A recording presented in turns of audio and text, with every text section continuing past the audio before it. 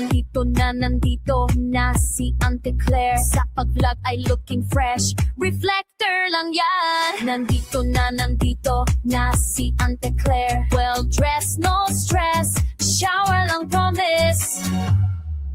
Sa umaga naka-blazer, may mic sa harapan.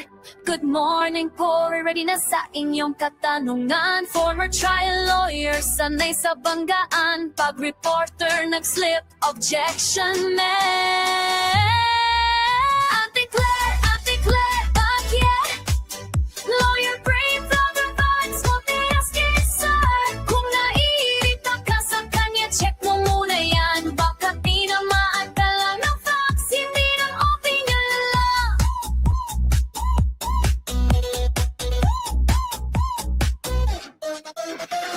Yung iba'y galit, kasi di sanay na may babaeng diretso. Hindi pa saway, di siya perfect, walang ganun okay. Pero good vibes ang galawan, kaya love na barangay. Auntie Claire, bakit? Lawyer brain, vlogger vibes, certified legit sir. Kung mahal mo siya, salamat, sulit ka dyan. May prinsipyo, may paninindigan, hindi pa pala. Apa, si Auntie Claire, bakit? Sa pag-vlog ay looking fresh, kilo lang talaga. Oy, Auntie Claire, bakit? Well dressed, no stress, naligo lang po.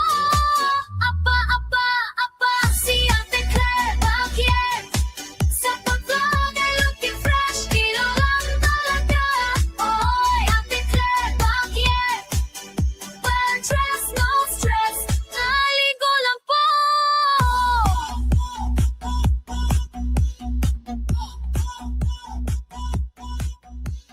Chucky. Hello everyone! Welcome back to my YouTube channel, Batas with Atty. Claire Castro. Ayan, ako, nadinig nyo na po ang obra. Obra talaga, no? Ang ginawa po ni Lemon. So, thank you so much, Lemon. So, palagi na rin natin itong gagamitin sa ating intro. At syempre, nandiyan din yung gawa po ni Nyolo at saka ni Lord Glenn. At hinintay ko rin po yung kay Sherwin. Okay, so maraming salamat, Lemon. And pag-usapan natin ngayon mga kaklir kasi medyo mainit yung usapin ng China Tours or China Tours. Sige, pakinggan natin mga kaklir Pakinggan natin ang panayam kay Senator Tito Sotto. Okay.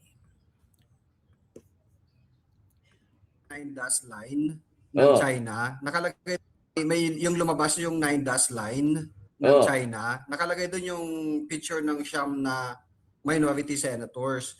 Yung sinasabi natin, an attack to a senator is an attack to the institution sa Senate. Ano po ang move or ano po ang reaction niyo po dito? Parang inaccurate yun Kasi si Jinggoy nakapirma sa resolution Yun nga po. Yung siyam na hindi pumirma, yung siyam na hindi pumirma. Yung siyam na hindi pumirma. Yung tinawag yung China Tours ako. Saan yan? Sa social media din po. Social media. Nilalabas yung mapa, yung 9-dash line, yung siyam na senators na hindi pumirma sila yung nakalagay doon, mukha nila.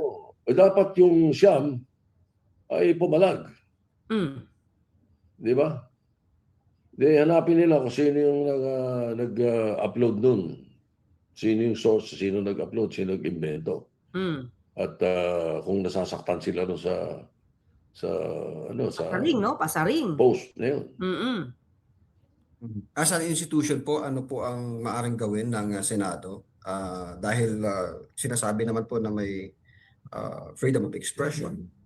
Pero sa akin mga kaklir, tingin ko syempre kung individual ang pinaparatangan, parang hindi naman makakasagot dyan si SP Tito Sotto. Kasi may particular na tao na pinaparinggan Ito yung mga kaklir, pakita ko lang Ito yung lang nakita ko. Ito yung nakita ko. Wait lang. Ito. Yan. Ito yung pinapakita na siyam, no? Yung 8, yung siyam. 8 na hindi daw pumirma, hindi actually hindi na nga pumirma sa pagkukondena sa sinabi ng Chinese Embassy. Okay? So, yan po yung sinasabi nilang nine Judas line tuloy eh. Kanino pa galing tumakit na ko lang. Sa Reddit pala to. Ayan oh. Yan. So, hinanap po kasi talaga siya kung nasa yung sasabing 9 dash line. Hindi pa 9 Judas line pala. Okay, nakita nyo na? So, dito naman mga kli, meron din tayong nakita. Okay. Alam mo naman ng ibang mga Pinoy, talaga naman. Okay. Her Royal Highness Fei Xiang Gaoxing. Okay? Okay. Her Royal Highness Fei Xiang Gaoxing. Ito. Pinangalanan pa talaga mga kriminal pang alias. Okay? Wala naman dito si Senator Jinggoy. Yan. So, ito nga mga ka-clear, nagkaroon kasi ng pagdidebate, di ba, patungkol dun sa di umano dahil nagkaroon ng pag-call out kay Commodore Tariela dahil sa sinasabing caricature. So, kinando na ito, syempre, ng Chinese Embassy. At yun, medyo nagkaroon ng debate ang mga senador. Mayroong mga sinabi na mali ang ginawa ni Commodore Tariela at mayroon naman nagsabi na obligasyon ng bawat Pilipino na ipagtanggol ang karapatan ng Pilipinas at ng ating interest, lalong-lalo na dito sa West Philippine Sea. Okay? Pero liwanagin lang po natin mga kaklira, ang Pangulo po ay nagsalita na. Unang-una, ano ba ang kanyang sinabi kasi sa kanyang sono? Not even a square inch of our territory will be surrendered to any foreign power. So yun yun. Pero ang pagtalakay sa mga ganitong klaseng usapan, mga kaklear, ay dapat firm, may tapang, pero may diplomasya. Okay? So may diplomasya. Ganun pa rin po mga kaklira. Ganun pa rin po ang Pangulo dahil hindi naman gusto ng Pangulo na magkaroon ng anumang sigalot sa ibang bansa dahil ito naman ay nadadaan sa tamang pag-uusap, sa tamang batas, sa tamang protocol, diplomasya. Yun naman po yung gusto ng Pangulo. Kaya lang, sa ngayon talaga, pansinin natin mga kaklir, may mga taong di umano, no? Mga tao na sinasabing pro-China ka, hindi ka makabayan, dahil sa, totoo naman eh, let's, real talk tayo. May mga vloggers po talaga na ang push ay hindi yung interest ng bansa natin, kundi interest ng ibang bansa. May iba pang leader na instead na i-push yung ating turismo, ang pinupush ay turismo ng ibang bansa. Kesyo mas maganda daw yung tulay ng ibang bansa, mas mahaba, yun ang dapat na ipagmalaki, samantalang yung ating San Juanico Bridge, kumbaga kakaiksi as compared do sa bridge ng ibang bansa, na para bang ayaw niya ipagmalaki kahit na maiksi lang yung San Juanico Bridge, but still, napakatibay po niyan. Kumbaga, yung ibang mga tao ngayon ay hindi pa pinapanganak, napagawa na po yan ni dating Pangulong Marcos Sr. At yan po, at that time, ay talaga pong ipinagmamalaki ng mga kababayan natin. Kumbaga, siya yung pinakamahabang tulay noon at pinakamatibay. Ngayon nga lang po, na-rehabilitate At talagang pinagpursigihan po ng Pangulo na talagang ma-rehabilitate po yan. Dahil nga mga nakaraang taon ay mukhang hindi na-rehabilitate. Hindi na namomonitor. So, ang sa atin lang mga kaklear, di ba? Nagtatalo-talo ito sa Senado, tayo mga Pilipino, nagtatalo-talo tayo. Pero yung ibang issue ay hindi para sa interes ng bansa. So, hindi ba napapansin na parang nahahati? Ayaw ng Pangulo ng ganun, di ba? Ayaw ng administrasyon na mahati-hati tayo pa sa pakikipaglaban natin sa sarili nating interes. Pero bakit parang nagkakaroon na tayo ng mga Pilipino na pro-China di umano at Pilipino na makabayan? Pro-Philippines. At meron namang isa na not pro any country. Mas delikado yun, not pro any country. Di ba may nagsabi, hindi ako pro China, I am not pro any country. Not even the Philippines. Hindi siya pro Philippines. So mahirap yun. But anyway, mga clear, tama naman itong si SP Tito na kung sino yung nakapagbigay ng impresyon, negatibong impresyon na China tours or China tours, tingin natin sila dapat ang magpakita na hindi tama yung pagbibintang sa kanila or ang tingin sa kanila sa nangyaring ito. Hindi ba? So, tuloy po natin ha, tuloy natin. At saka natin iisa-isahin ito. Freedom of expression na tinatawag. Hindi pa tayo freedom of expression. Yun na nga expression na tinatawag. Hindi ba tayo kung ano-ano yung nakikita sa atin. Pag-aralan natin. Ako, as Senate President, pag-aaralan ko. Kung gano'n ang kung mayroong nagbe-bring up ng issue na bakit ginaganon yung senador. Okay, Sen. Diba, clear? So, yan yun. Okay? Okay? So, diba, may kumakalat ng ganito. Pero, hindi natin to dapat gawing, ano ba yun, katatawanan. Seryoso ito, mga clear. Seryosong bagay ito. Kung marami na sa atin ang nababahira na pro-China, dapat tayo maalarma.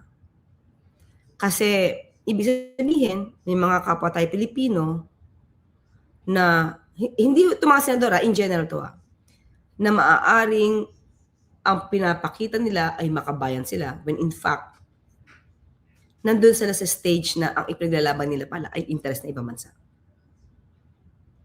Pero, in the guise of saying na ito sinasabi ko kasi ayaw kong magkaroon ng gera, mahina tayo, hindi natin kaya, kaya hayaan na lang natin. Diba? Tayo nakikipagtransaksyon sa China. Walang problema dun, mga ka-clear. Hindi dapat yun masira. Yung trade agreement, ang naging kasunduan, kahit na hindi si China, kahit sa ibang bansa, hindi dapat yun sinisira sa mga sitwasyon ng ganito. Pero dapat manatili pa rin tayong Pilipino, manatili pa rin tayo ang ating ipinaglalaban ay yung sarili nating interes. Okay? Maging maganda ang relasyon natin sa ibang bansa, especially sa China, mas maganda po yun. Hindi po hindi po pangit na suhestyon yun. Yun din naman po ang gusto ng Pangulo. Kaya nga po yung pagdedeklara ng persona non grata ng Chinese ambassador, hindi po yan inuuhan ng Pangulo. So, sabi nga sa akin, huwag mo nang patapusin yung question, sabihin mo na, no. Kahit po ang DFA, di po ba, diplomasya po ang pakikipag-usap, no? Tungkol sa mga issue rito, especially sa China. Pero, di ba, tandaan natin, meron po kasi lumabas na mga bali-balita na ang strategy po talaga daw ng China ay divide and rule. So doon po tayo siguro maging aware. Tayo mga Pilipino, dapat nagkakaisa po talaga tayo. Hindi para makipag-away, hindi para mag-provoke na anuman, pero magkaisa tayo para sa atin. Para sa interest natin. Kasi kung tayo mismo yung mahahati, hihina po talaga yung puwersa natin. Di po ba? So may papakita na po ako sa inyo ha. Ito naman ay na-research ko lang po. So pakinggan po natin. You have been stalwart in standing with those of us who were sanctioned by the People's Republic of China all those years ago, and you've been very clear that we stand as one in this House. Do you not find it as surprising as I do that the Prime Minister has come back with a deal that lifts the sanctions on those 6 of us who are still in this House, but not the one who isn't, nor the lawyers, advisors and academics who support the work of this House? Is this not a direct affront to the democracy of this place, an attempt to divide and conquer that we've seen China play against the European Parliament and sadly has tricked our government too. Mr. Speaker, you Ito yung nakikita mga clear. Actually, nasa news ito eh. Ha? Pakita ko lang po Nasa ano to eh. Ito yata yung nararamdaman nila, di ba? Kasi nagsalita na rin po dyan si Secretary Gibo. Ito niyang nararamdaman. So, dapat po talaga, again, hindi po to para mag-provoke ng anuman, pero kailangan po na magkaisa tayo. Ha? Ito. Ayan. Yan yung mga nakikita na. China wants to divide and conquer Europe. Okay? So, yun yung nakita. Yung pinakita ko sa inyong video. Di ba? So,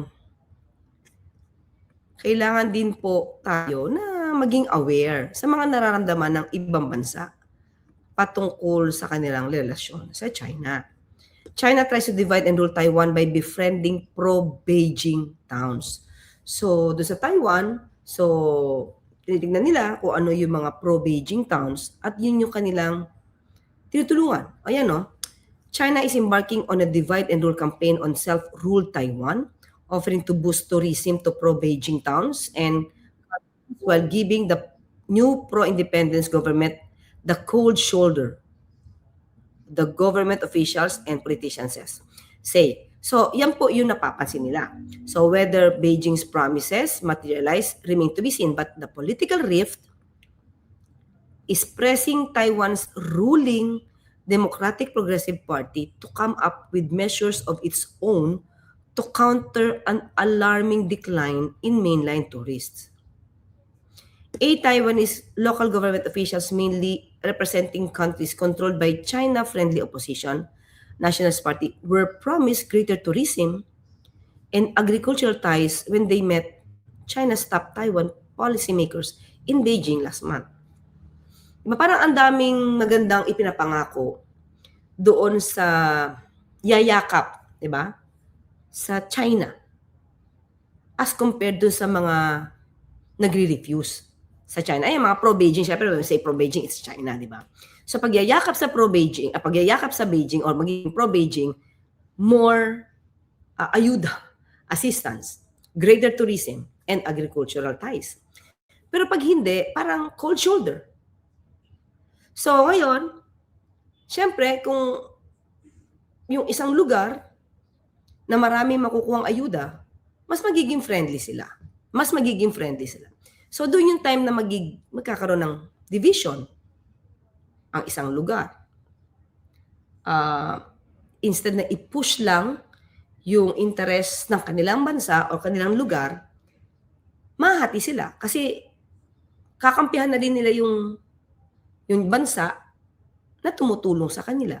So, doon yung nagkakaroon ng political rift. Diba? So, ano ngayon yan? Diba? Siyempre, pag divided, di madaling makukonquer. Not physically, not literally, as in, papasok dito or what, but humihina eh. At maaari pa nilang ilagay yung pro-China candidate. So, yun yung dapat na makita ng bawat Pilipino. Okay? Ito pa mga ka-clear. Tandaan natin, nung panahon ni dating Pangulo Duterte, marami naman talagang tinulong sa Davao City ang China. At walang problema doon mga ka-clear, especially during pandemic. Wala lang akong record mga ka-clear. Pero Davao City lang ba talaga ang sobra? Kumbaga number 1 ba nila tinulungan yung Davao City? Baka naman hindi. Kaya lang kasi ito yung nakikita ko sa inyo. Sana hindi. Sana buong Pilipinas. Especially during pandemic. So kamakailan lang, Chinese envoy visits Davao City. That's January 28, 2026, di ba? So His Excellency Ching Kuan, tama ba ang aking pag-pronounce? I hope so. Sana tama po. Ambassador of the People's Republic of China to the Republic of the Philippines held a 2-day visit in Davao City on January 26, 2027 to strengthen bilateral relations and local cooperation. Walang masama dyan. Walang masama mga clear. Ang pakikipagtulungan, ang ibang bansa tumutulong sa atin nang walang anumang pangit na intensyon. Kung totoong pagtulong na wala namang intensyon to divide and rule, wala pong problema yan. Kasi kailangan din po talaga natin makipagtulungan sa kapwa nating bansa. Sa mga kapitbahay natin, karatig natin bansa. No problem with that. Pero dapat, sure din tayo, what's the intention behind? Kung in good faith, very good po yun. Walang problema yun. Davao City has always considered China a valuable partner and continue to do so today. Sabi ni Duterte, okay? No problem. Pero mga Cleo, okay na yan So, pumunta po siya dyan at nagpapasalamat po tayo. Ayan, sabi nga niya, nagpasalamat din sa Bukana Bridge na na-i-open. Sinimulang gawin, na-i-open, natapos, nabuksan sa panahon po ni PBBM. So, thank you. Thank you po. Alam ko nagpasalamat din ng Pangulo sa bansang China sa pagtulong dito. Ayan. So, syempre, ito, another assistance to. So, tatanawin tong utang na loob. Pero sana itong pagtanaw ng utang na loob ay hindi pa rin tayo mahahati. Diba? So, okay. So, ito mga kaklir.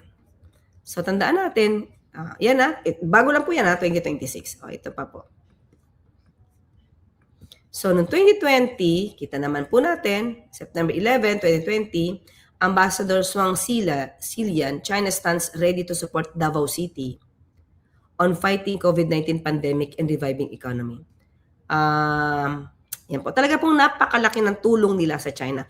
Ito ay panahon na si Mayor Sara. Kaya siguro ganun na lang po ang kanyang lapit. Especially pag kami okasyon ng China, siya pa mismo ay magsasalita ng Mandarin, no, para ipakita sa China na welcome kayo, you're a friend. Katulad din ng pag-welcome ng kanyang ama sa China noon. Pati yung papatrol sa sarili nating sandbar ay pinapasok ni dating Pangulong Duterte kahit po ito ay tinutulan ni dating Supreme Court Justice Carpio. Sabi niya, no, kaibigan natin sila. So, hayaan natin sila magpatrol sa ating sandbar. Why should I defend our sandbar? It's just a sandbar. Diba? So, yun. So, pinapasok niya ang China dyan. So, ganoon din po. Mayor Sara appreciated China for all its support for the development of Davao City. So, maihahalin tulad ba natin to sa sinabi ko kanina doon sa Taiwan na friendly po talaga ang Beijing sa mga pro-Beijing towns, promising tourism, agricultural ties. Kaya medyo mukhang nahahati ang dating, di po ba? So, ito pa po.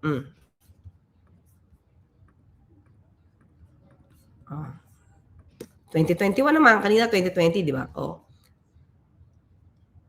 Ayan.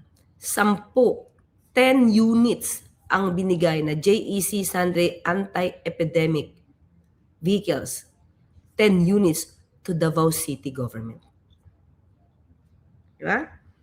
Ayan, Chinese Ambassador to the Philippines, Zhuang Zilian, and Deputy Mayor Sebastian of Davao City attended the online delivery ceremony.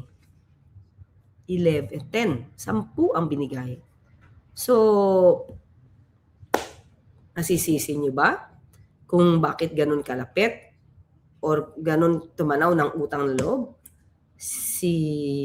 ang mga Duterte sa bansa China?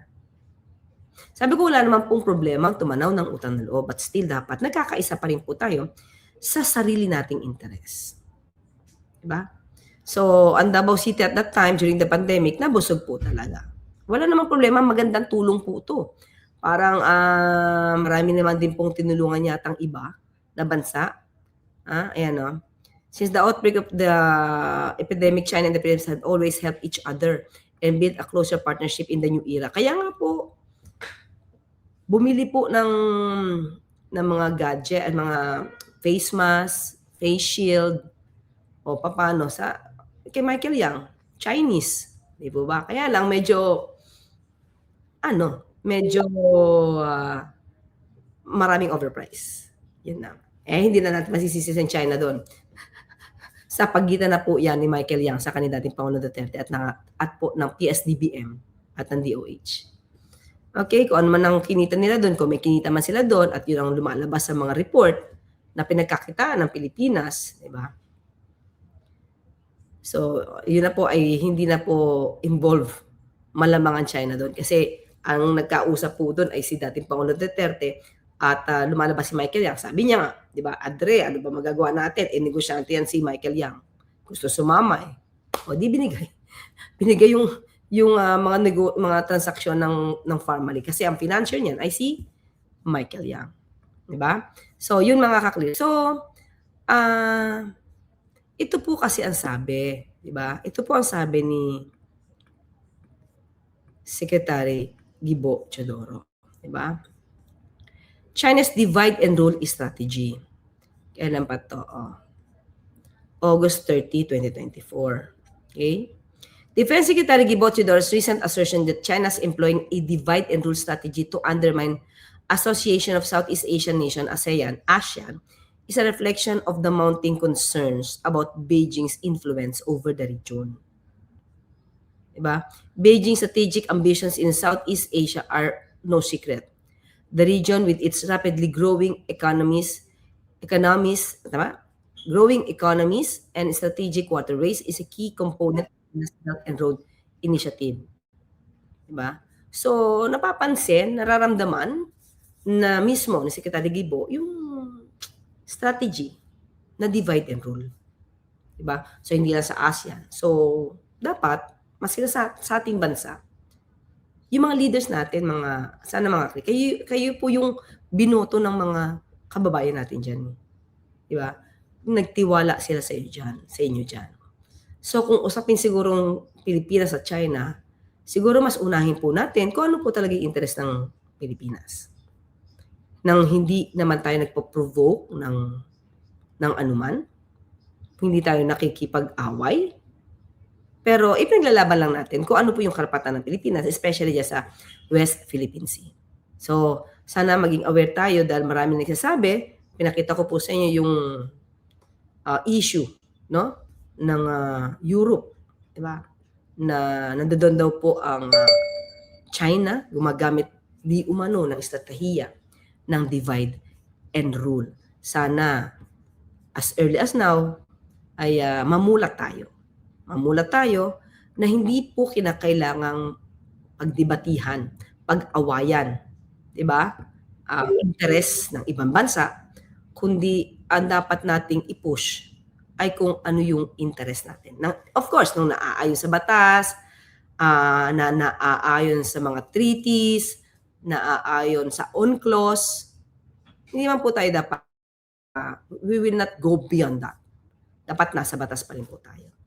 So yun po, kasi pagkaingatan po natin yung mga nakikinikinitang mga strategy na divide and rule. Baka hindi natin namamalayan, nandun na pala tayo sa stage na yon. Okay? So sa mga binabanggit na mga China tours, sa mga China tours, siguro po, tingnan nyo rin po, no? Medyo pakiramdaman nyo po kung ano ba ang dapat. Doon po sa mga binabanggit na mga China tours. So, siguro doon sa mga nababanggit na mga China tours, no? Kayo po ay, tignan nyo rin po. Magnilay-nilay po kayo. Di naman po natin sinasabi na kayo'y mali. Sana wag na lang po tayo magkaroon ng paghahati-hati. Kung ito po ay patungkol sa mismo karapatan ng Pilipinas, sa ating teritoryo at sa ating karapatan sa West Philippine Sea. Okay? So, hanggang dun naman po. Magkita at magkarinigan tayo. Ako pa sa Tony Clay Casing, papalalang, huwag tulugan inyong karapatan. Bye!